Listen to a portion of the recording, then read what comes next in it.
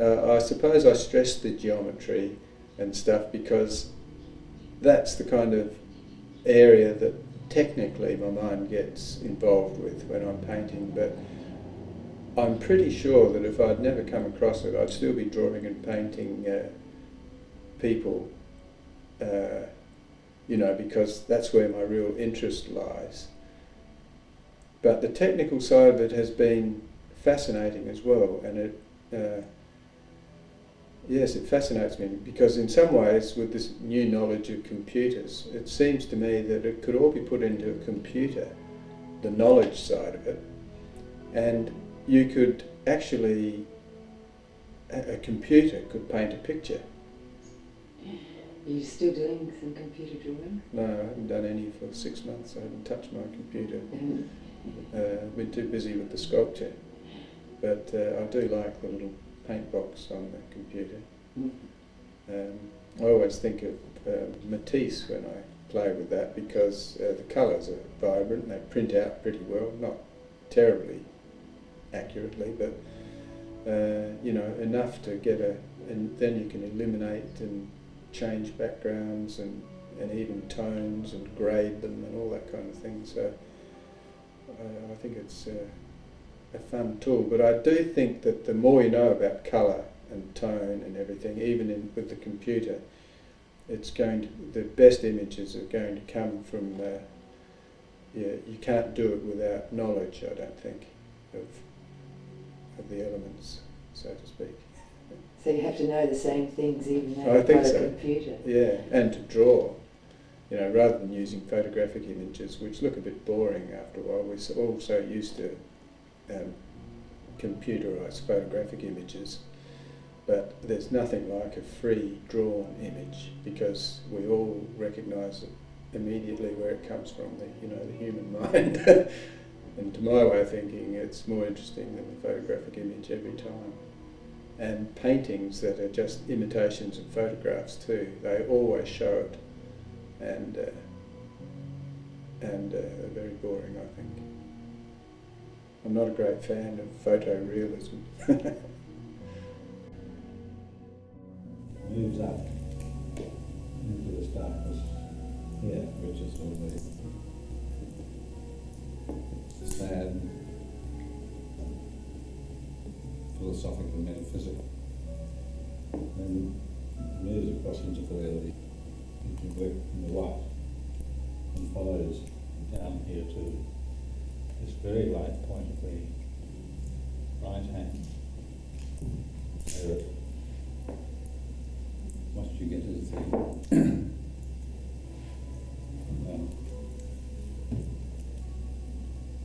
difference in the individual existing character, the dark side, which is spiritual and penetrative, and the other is much more whimsical, humorous touch.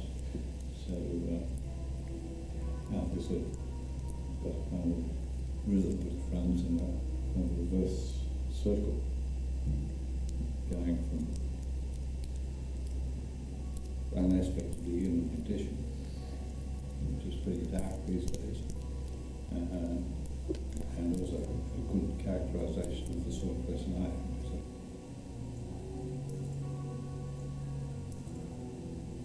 Botanist Wanker's idea of a portrait.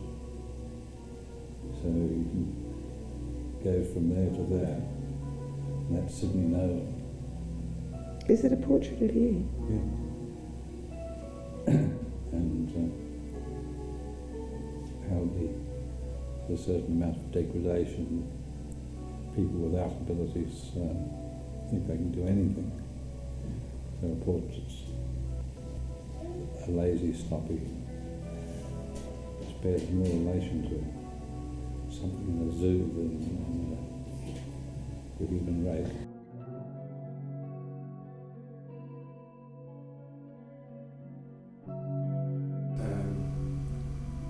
Just recently I had a burst of work on sculpture and then for the festival, and I've never worked so hard, and I was determined to take a few days off, but yesterday was my first free day, and I've been exhausted but my daughter had a day home from school, and I just started a painting of her, and now I'm all excited and ready to go. So I didn't even have one day's rest.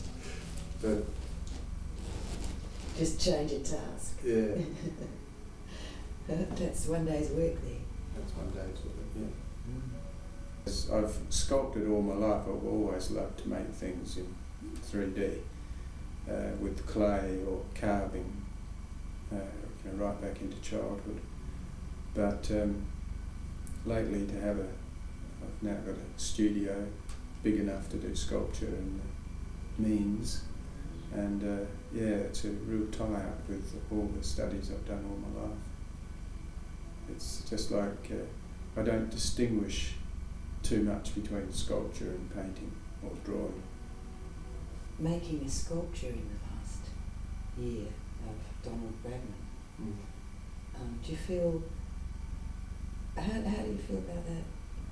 Well, that's been the most extraordinary year of my life, my artistic life, doing this 1.5 life-size sculpture of Donald Bradman in action as a young man in the familiar covered drive.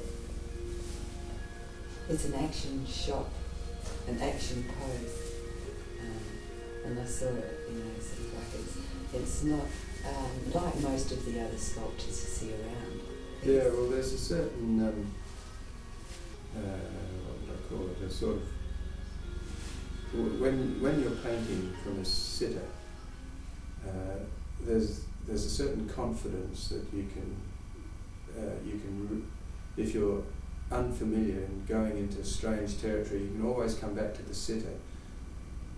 But when there's no sitter and you're working from images that you've built up from your head, you feel so much more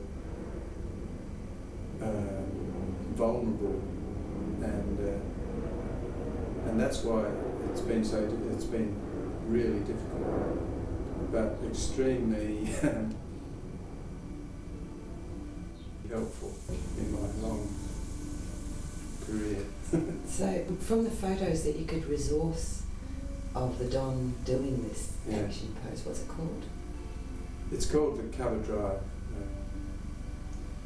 Yeah, there are photographs, but none of them convey what I would want in the sculpture.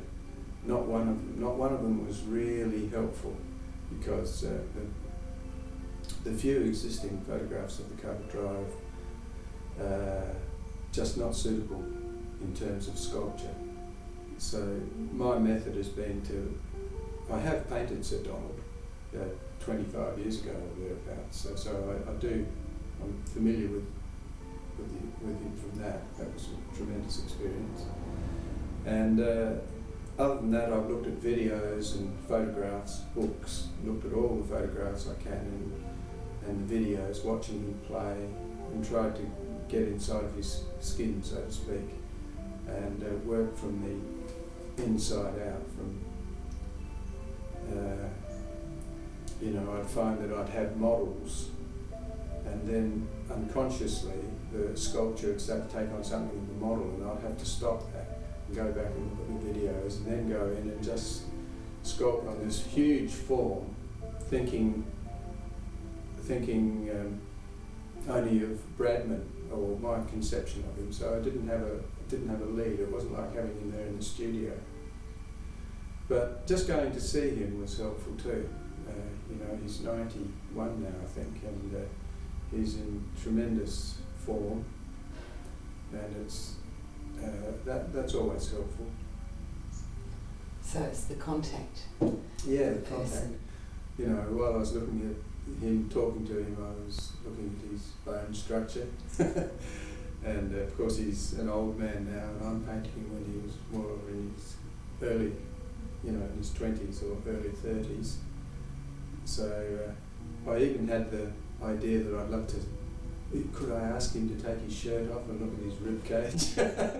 But I refrained, although I tried to pick it out and watch him walk and watch his hands. He has beautiful wrists and hands. I've noticed that even before. And And of course now his hands are an old man's hands, but in his youth his form, his hands in particular, and wrists, forearms, were beautiful. It's been extraordinarily difficult, and it seems to have, it's been a honing of all my knowledge, and it's shown me the limits of how little I knew. You know, it's regenerated me as far as my painting goes. I'm painting with kind of a freshness that I haven't had. I wasn't aware that I didn't have it, but I noticed that I'm coming back to looking at form, people, landscape in a fresher way through having spent so much intensive time on this three-dimensional form. I don't know if that explains it, but it's been wonderful. It's been just fantastic. Terribly difficult, and I'm full of doubts and everything about the result.